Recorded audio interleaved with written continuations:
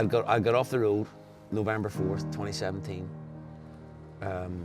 And the plan was to not go on the road again for like probably never. I didn't know when I was going to go back on the road. Yeah. I was just going to write and see what happened. And I kind of was writing loads of songs. Or sorry, I wasn't writing loads of songs. I was like digging old songs that I'd written over the last couple of years and trying to patch an album together with it. And just sort of realizing this is not, it's just, okay, that song was relevant at that time, but it's not fucking relevant now. Yeah. But I'm going to put it on a record just so as I can put a record out and go and tour it. Why?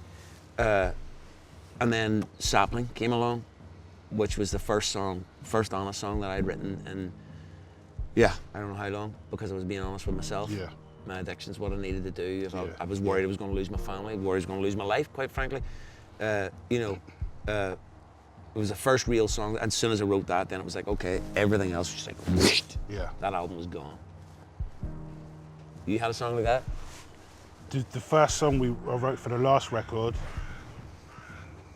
because I kind of did a similar thing. I didn't try and get loads of old songs and put an album together, but I was writing songs straight after I came off the tour for the Human album, and everything I was writing just felt a bit like second fiddle to that album, and it was in a similar vein. It was like, I'm just doing what everybody sort of expected, or not even that, but just going through the motions. So I took some time off, didn't tour for a bit, spent some time with the boy, realised that I had some more stuff to say, you know, and like in the whole rebirth conversation, you know, you like having kids changes you like in like an instant. You know, you realise that a lot of stuff doesn't really matter anymore, and like, yeah, I don't know about you, but I became emotionally totally different when I had my boy, and I think that made me be able to write more honestly, and say things that previously maybe I was uncomfortable saying or whatever.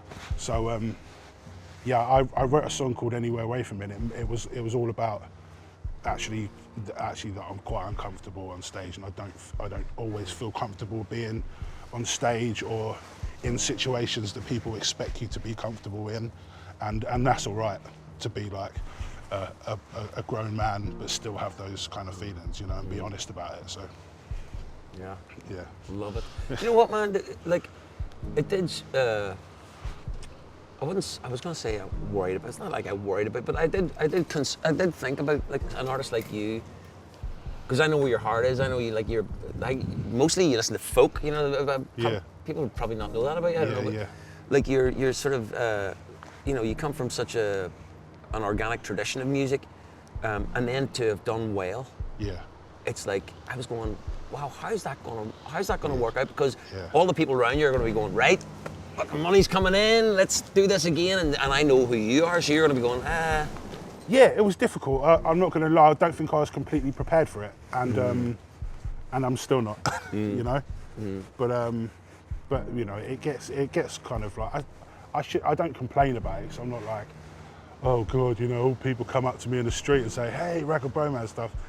It's cool, but like I am quite a private person, and I don't always want to have a picture with someone. I pretty much all the time don't want a picture with someone.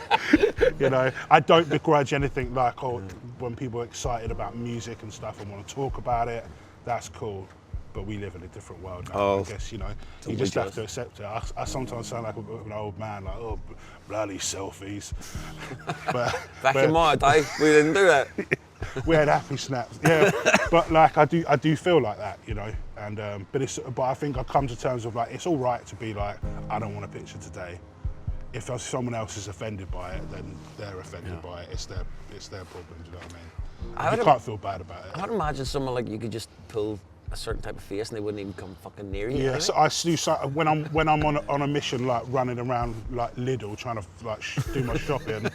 I don't shop at Lidl. I was gonna say Waitrose menu. Waitrose, but when I'm going around M&S, I do sometimes have that sort of bulldog chewing a wasp face, and people tend to give me a sort of wide berth. Yeah.